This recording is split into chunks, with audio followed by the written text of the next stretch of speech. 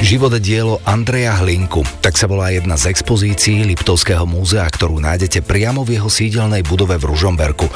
Expozícia je síce nová, ale nie je prvá svojho druhu, ktorú tu mali, hovorí kurátor a historik Liptovského múzea Karol Dzuriak. Už po smrti Andreja Hlinku vznikla v múzeu izba Andreja Hlinku, ktorá prezentovala predmety zozbierané za jeho života. V jednom prípade bol on sám ich darcom a aj po jeho smrti, ktorá ho prezentovala. No tá samozrejme potom v druhej polovici 40. rokov zanikla a keď sa v roku 1990 konala veľká putovná výstava venovaná Andrejovi Hlinkovi, ktorá bola aj tu na pôde Liptovského múzea práve v lete roku 1990 a stretla sa v tej dobe s veľkým záujmom, tak vznikla prvá novodobá expozícia, ktorej tvorcom bol vtedajší kolega, vedúci historického oddelenia, už zosnulý pán William Weiss.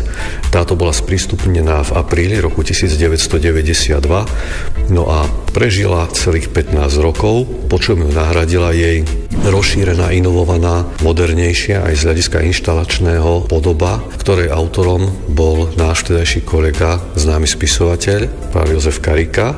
A táto expozícia bola otvorená pri príležitosti významného jubilea storočnice černovských udalostí v roku 1907. Ale je tu ešte aj niečo, čo spája priamo Andreja Hlinku s vašim múzeom?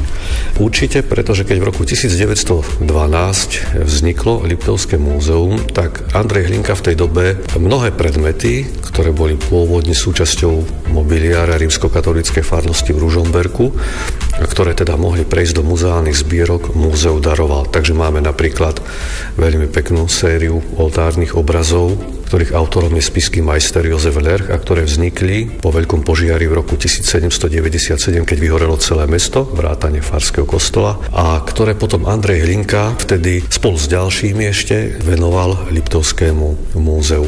Práve aj vďaka Andrejovi Hlinkovi Liptovské múzeum, rodiaca sa vtedy, teda ešte Liptovská muzeálna spoločnosť, dostala do užívania spočiatku 2, potom 7 miestností a potom v podstate celý priestor starej fary a toto až do sklonku 30. rokov, do doby postavenia novej muzeálnej budovy, bolo prvé sídlo Liptovského múzea, kde boli prvé expozície.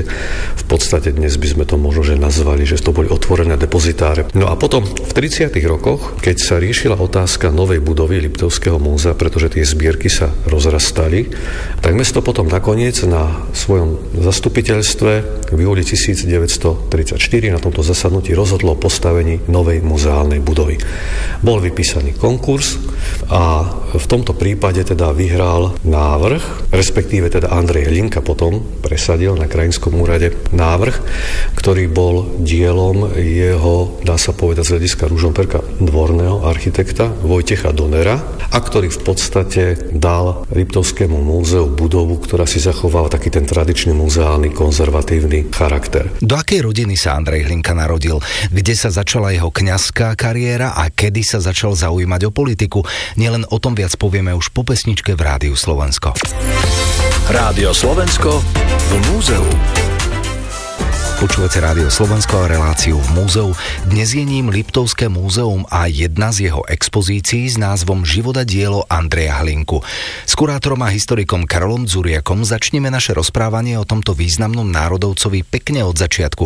Do akej rodiny sa narodil? Narodil sa do dedinskej rodiny, ale samozrejme išlo o rodinu, ktorá mala pomerne na tú dobu v tom dedinskom prostredí významné postavenie. Jeho otec bol politickým faktorom, to znamená, naozaj nepatril ani k tým najnižším, ale samozrejme z pohľadu mešťanského života v tejšej spoločnosti ani k najvyšším vrstvám.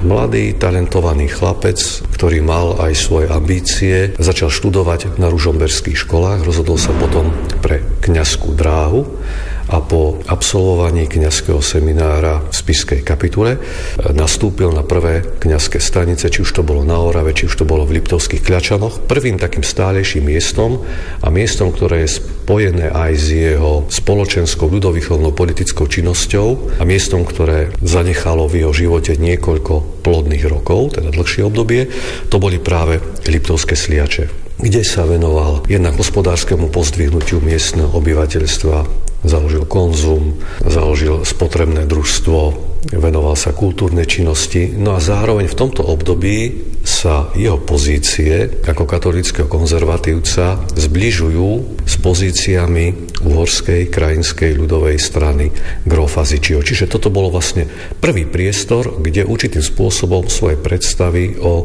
národnej emancipácii a zároveň aj o presadzovaní konzervatívnych hodnôt mohol uplatniť. Aké boli ďalšie jeho kroky?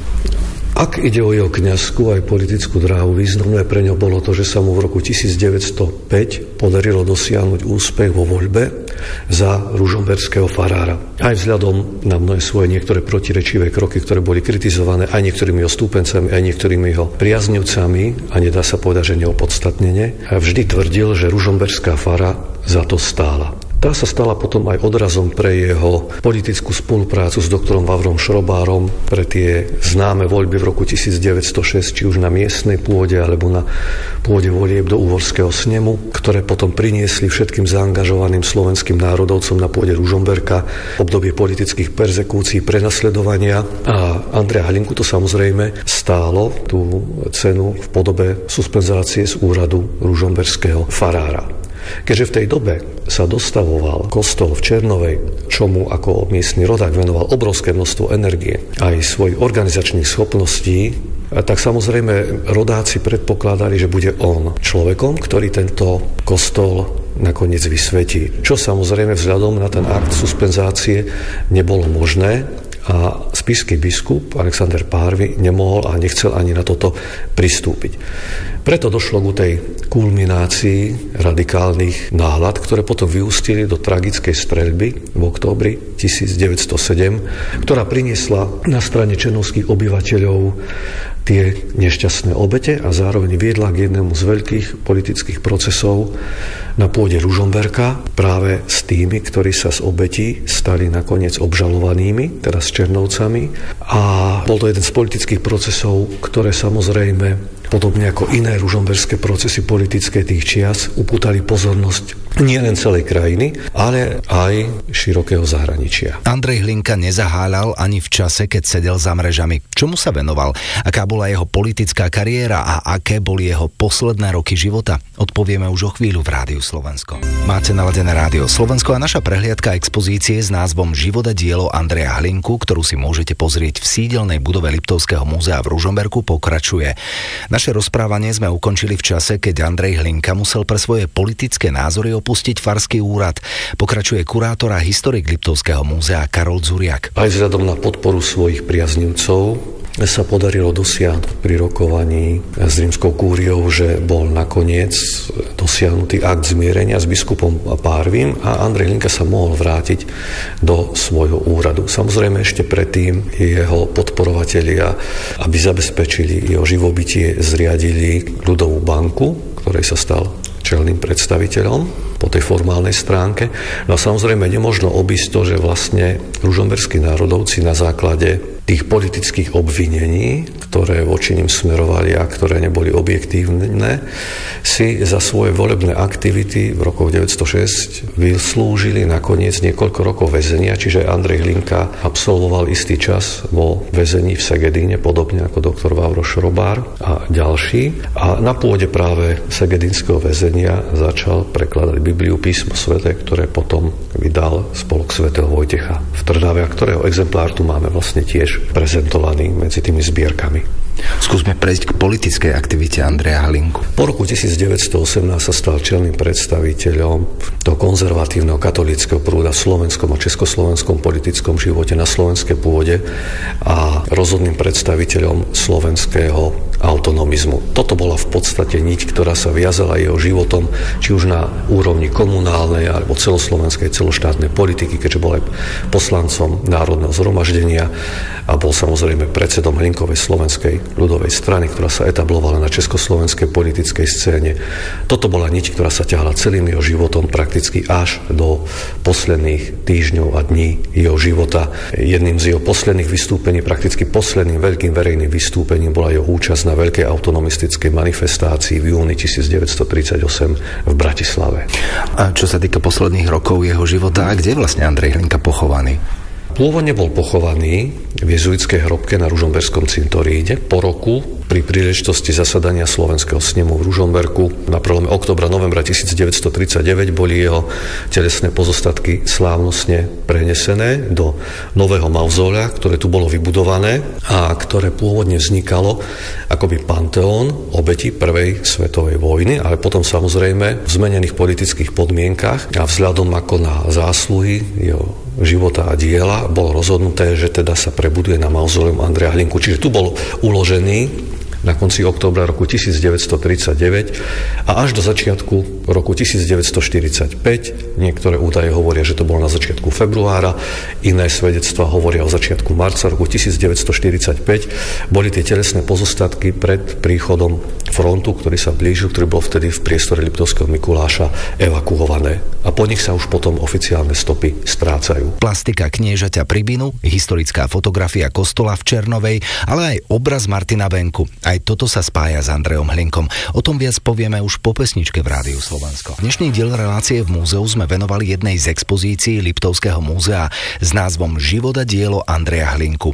Sprevádza nás ňou kurátor a historik múzea Karol Dzuriak. Vystavené sú tu rôzne predmety, ktoré sa spájajú s týmto národovcom. Spomeňme aspoň niečo z toho. Jedným z takých subtilných, ale zaujímavých predmetov, ktoré ilustrujú jeho život v celoslovenskom rámci, ale aj v tom ružomberskom, je táto jednoduchá mosadzná plastika s rytým portrétom kniežaťa Pribinu, ktorá mala vzniknúť práve pri príležitosti tých známych Pribinových slávností v roku 1933, kde pôvodne mu bol znemožnené vystúpiť a nakoniec prerástli do takej veľkej demonštrácie jeho priaznivcov a stúpencov.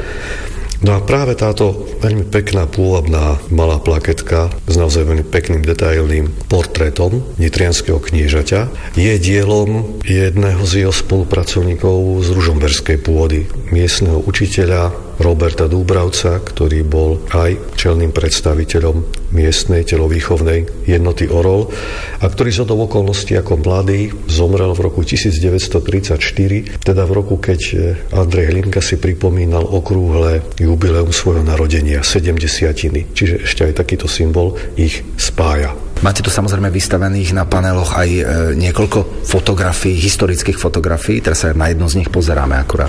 No toto je fotografia kostola Ružencovej Panny Márie v Černovej, teda kostola, o ktorého výstavbu sa zaslúžil pre svojich rodákov z obce, ktorý sa narodil, ktorá je súčasťou Ružomberka.